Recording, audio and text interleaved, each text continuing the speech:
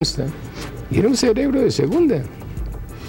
La persona que entiende goza más de la vida. Entonces, le decíamos antiguamente, le saca más jugo.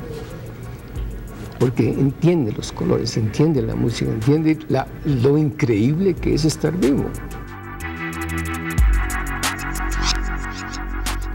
¿Cuáles son los límites de su curiosidad? Porque evidentemente usted se ha ejercitado mucho durante muchos años en ese sentido. Yo no me recuerdo encontrar cosas que no generen una cierta cantidad de curiosidad. Es decir, las cosas más difíciles quizás son las que generan más curiosidad, las cosas triviales. Usted, hace un momento, en privado le preguntaba sobre una curiosidad que tengo en el sentido de cómo los científicos escogen el objeto de sus investigaciones, de sus experimentos, de sus experiencias. Y me parece que es un terreno bastante extraño porque es muy arbitrario, porque no se sabe cuál es realmente lo que puede motivar una investigación y cuál puede ser el final de esa investigación. ¿Usted cómo maneja eso? Sí, entonces hablamos un poquito de eso y quizá puedo cambiar un poquito lo que estábamos charlando y decirle lo siguiente. Podría decir que yo creo que todos los científicos tienen total libertad para hacer exactamente lo que quieran en ciencia. Si nadie les va a decir, usted tiene que ser matemática y en matemática tiene que ser teoría de números y lo que quiera. Lo que sí he notado es que la gente hace en lo que menos trabajo le cuesta intelectualmente. O mejor, en las áreas de su conocimiento, de su capacidad, donde les va mejor. Entonces, el que es un gran matemático, le gusta la matemática y quizá no le guste tanto la literatura, pongamos.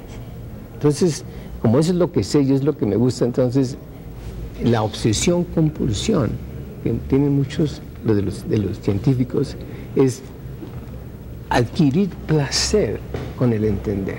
Y entonces, ¿qué pasa? Que los individuos se dividen y hacen partes de la ciencia que más les gusta. Y en ese sentido es fantástico porque no es como en el trabajo que a uno le toca hacer cosas que no quiere hacer. En ciencia uno hace exactamente lo que a uno le gusta hacer. ¿Usted se siente en ese sentido un hombre totalmente libre? Absolutamente. Es decir, no solamente eso, sino que de algún modo he logrado que la gente se interese. Si yo digo, la universidad me dice, necesito trabajar con elefantes, la situación es, ¡ay, pero ¿dónde los metemos? No es, ¿usted por qué va a trabajar con elefantes? Es decir, que hay una actitud que uno se gana. Es decir, porque si uno dice, vamos, cada vez que hay una cosa y algo bueno sale, entonces se crea la situación de que sí, este señor, pues hay que darle lo que quiere, pues trabajar. Canemares gigantes, pero no conseguimos los canemares gigantes, ¿no? Entonces, es una situación donde en un sistema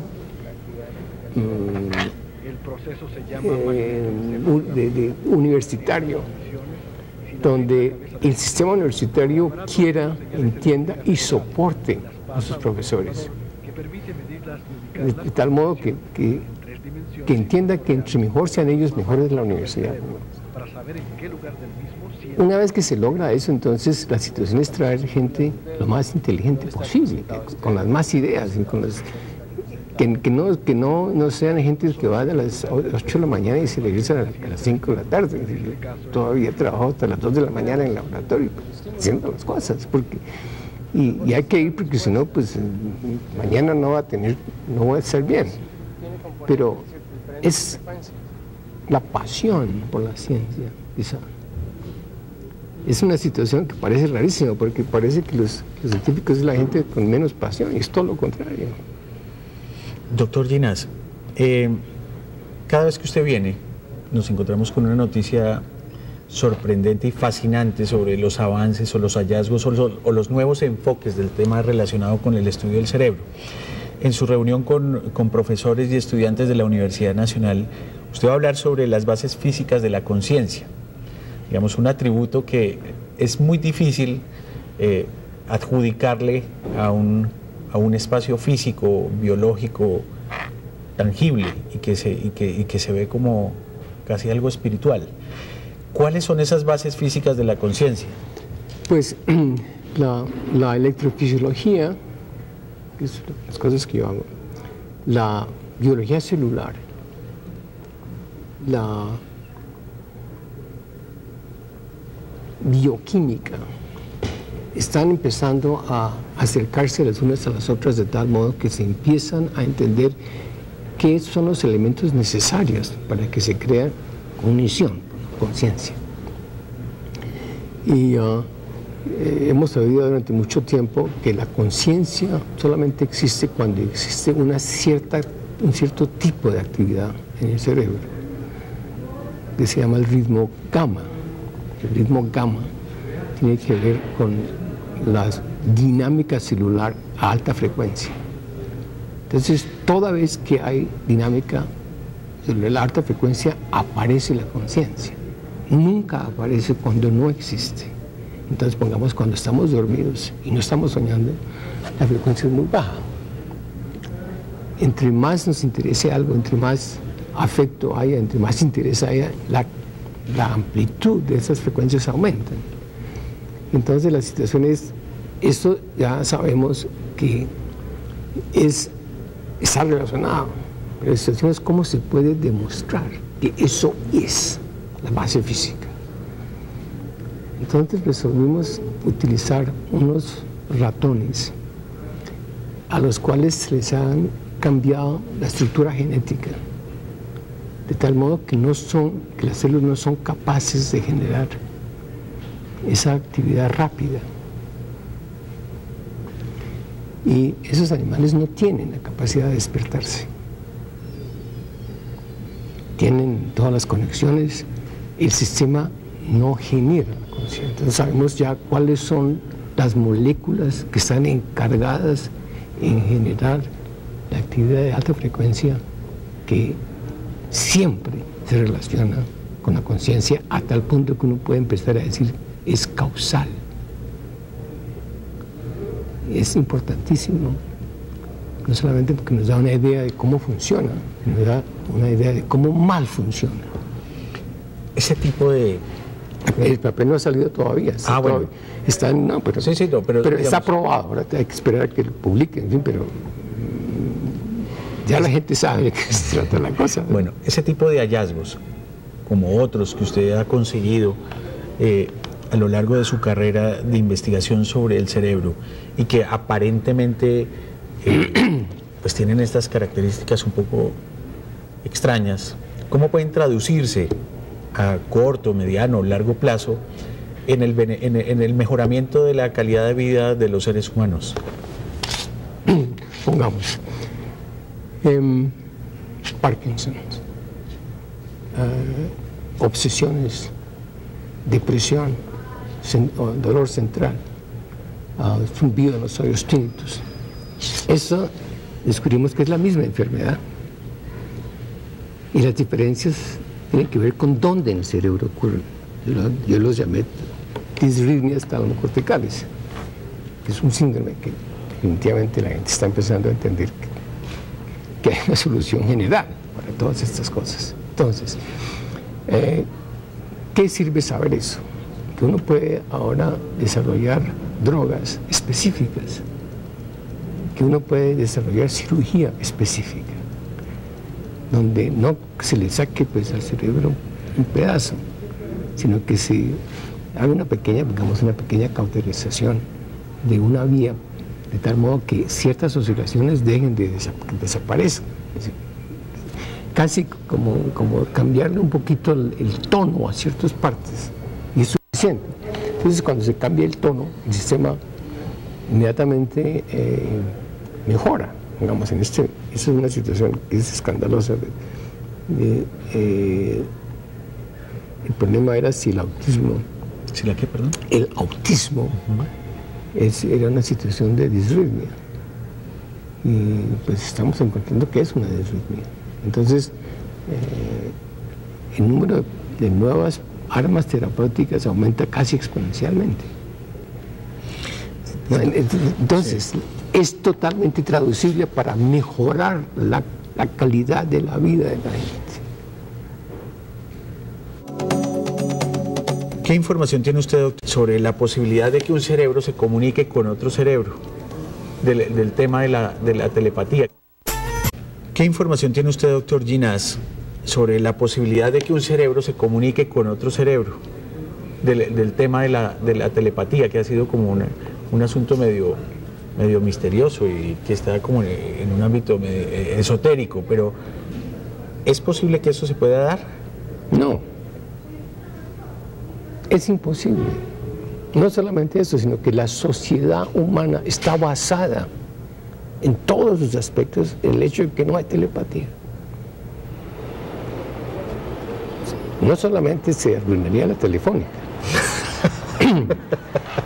se arruinarían todos los negocios, se arruinaría toda la política, se arruinarían todas las situaciones de amor. Es decir, porque la sociedad humana está basada en el hecho de que no podemos leer la mente de los demás. Todo lo bueno y todo lo malo tiene que ver con eso. Imagínense, no es que, imagínense por un segundo, si alguien tuviera telepatía sería el dueño del universo. No, es que son unas bestialidades de tal tamaño, es que a mí a veces no sé si llorar o reírme a carcajadas, pero cómo son tan espantosas. Si es que la estructura misma, la sociedad, explica cuáles son los límites. ¿No? Ahora, en diciendo todo esto, empieza a haber la posibilidad de que haya conexión entre personas electrónicamente. De eso voy a hablar esta tarde en el Rosario. ¿Y eso es posible? Parece que va a ser posible. Doctor, hace unos días se divulgó una noticia de alguna fuente médica a través de las agencias, según la cual era posible borrar sectores de la memoria de manera selectiva. ¿Eso es posible? Sí, los israelitas están diciendo eso. Y hay la posibilidad de borrar.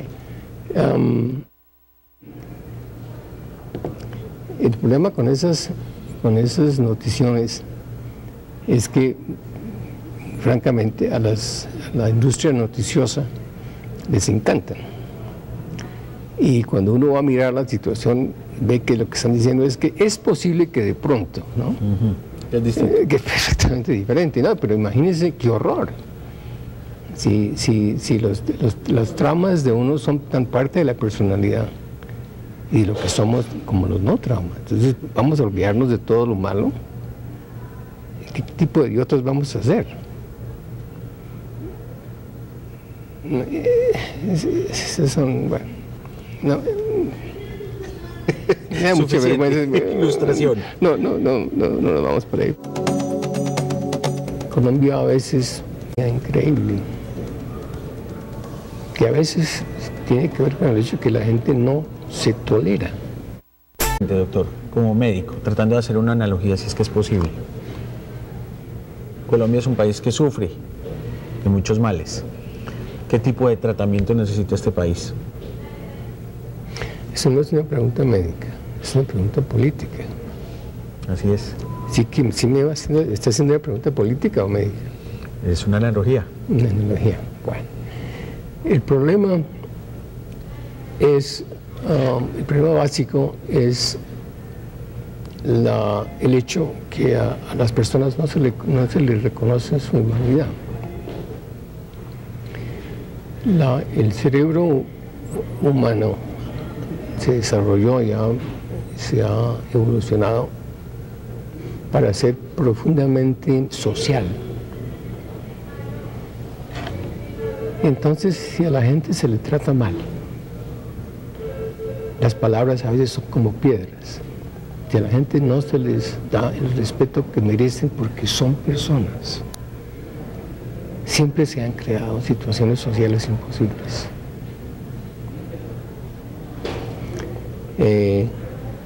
Colombia a veces, pienso, tiene una sociopatía increíble,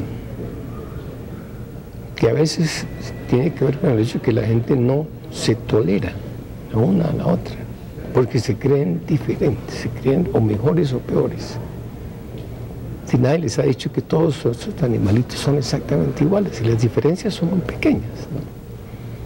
Mientras no haya una estructura social diferente, yo creo que la situación en Colombia va a seguir siendo sumamente mala.